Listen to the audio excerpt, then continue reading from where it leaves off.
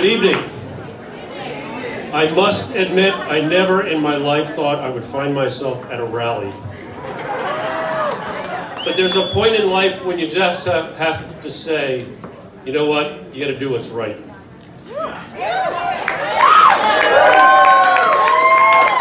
And speaking out against what's happening at San Onofre is right. So let me give you a little bit about, just for explanation purposes. First and foremost, a lot of people said, well, what do you know? You're not a nuclear engineer. I'm not. But in the early 70s and 80s, I was a nuclear weapons security officer, a nuclear weapons handling officer, a nuclear weapons safety officer, and I understood what it took to safely maneuver and move material, nuclear material, of a much smaller quantity than we're dealing at San Onofre properly, with the safeguards, conditions, and procedures. And the more I learned about what was going on at San Onofre, the more I became scared. I started to question whether or not they knew what they were doing, and more importantly, whether or not there were procedures and certifications were in place.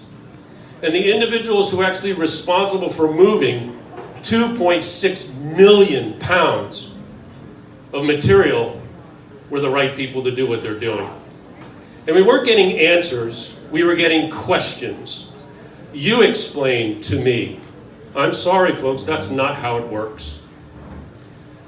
They're supposed to make us feel comfortable with their answers.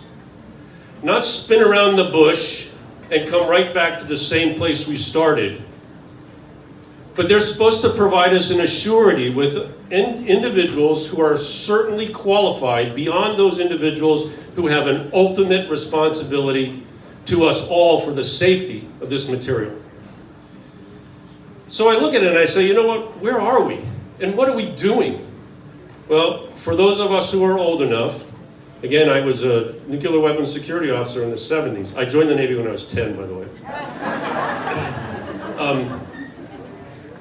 You know, you start to look at it and you say, oh my God, what are we doing? Well, in the 50s, 60s, and 70s, my generation created what we're still calling today Superfund sites. And we really didn't understand the consequences associated with taking our waste and burying it in the ground. And thinking somehow that all the consequences would be something we would never have to deal with.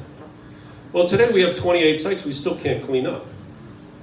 But yet here we are in another generation who should have learned from their mistakes and are creating the biggest disaster potential right in our backyard. And we're not talking about a Superfund site that we can clean up. We're talking about a Superfund site that potentially will prevent us from entering the zone for the better part of 2 millennia. That's not something you play with. And more importantly, it isn't something based upon everything that we know you allow to happen. I've spent my entire career assessing risk. I've spent my entire career looking at the consequences and determining whether or not it's safe to do what you're doing for both the sake of individuals and security, which I'm responsible for imposing.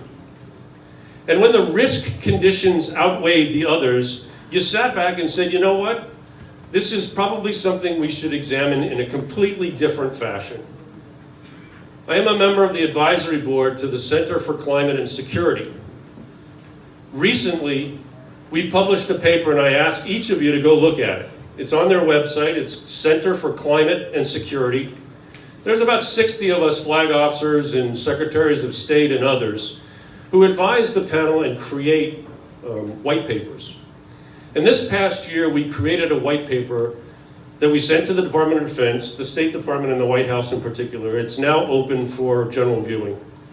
That particular document takes a look at and questions what would happen with the proliferation of nuclear materials as we move forward when 17 countries around the world have declared in the Clean Climate Act to expect that a large portion of their renewable energy be provided by nuclear.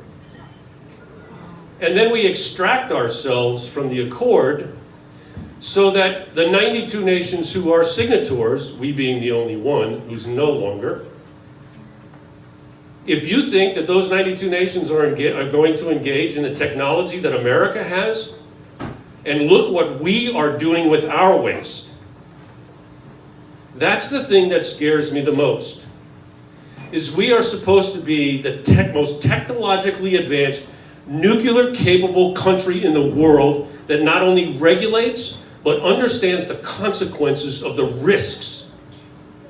And we are today allowing the burial on a beach of 3 million pounds.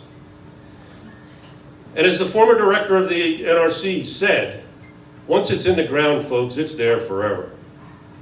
He's basically declared there's no way anybody's going to come back and take it out. But more recently, we've even heard that it may not even be safe to move the canisters once they're in the ground, which means they're there forever. Now what do? Well, it's time to say, you know what? Hold on. My wife has asked me a number of times, said, Len, honey, why do you care? Our kids have moved to the other coast. You're right, because what I do every day is for my 5 grandchildren, and they're now living on the other coast. That's not why they moved. But while I live here, I feel it my responsibility to speak up for the grandchildren of everybody else who's sitting there saying, you know what? Nobody's speaking for me. We cannot allow this to happen without assurances that what they are doing is safe. And not safe in a questionable fashion, because every time you ask them, they say, well, theoretically, it could be done. You don't screw with theoretical nuclear catastrophes. You either know how to do it or you don't know how to do it. It's that simple. It either has been done or it has not been done. And if it has not been done, then it needs to be engineered to a point in which we are absolutely assured 100% that the safety of that material will not jeopardize or potentially destroy Southern California or any place else it may be buried. We need to fix this now. So what I'm going to ask you all is, one, don't leave here without signing the call to action card.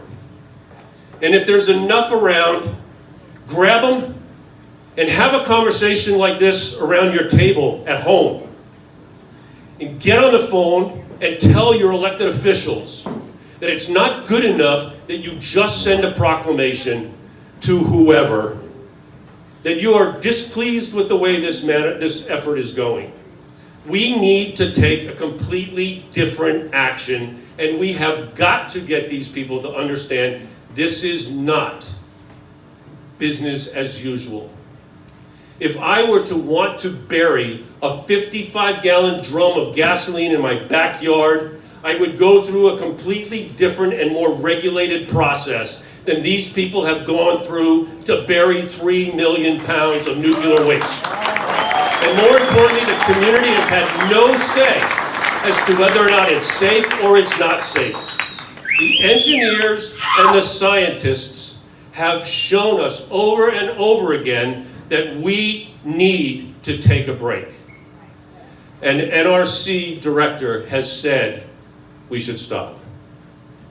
If you don't think that's the case, then we'll just bury it and it'll just keep going.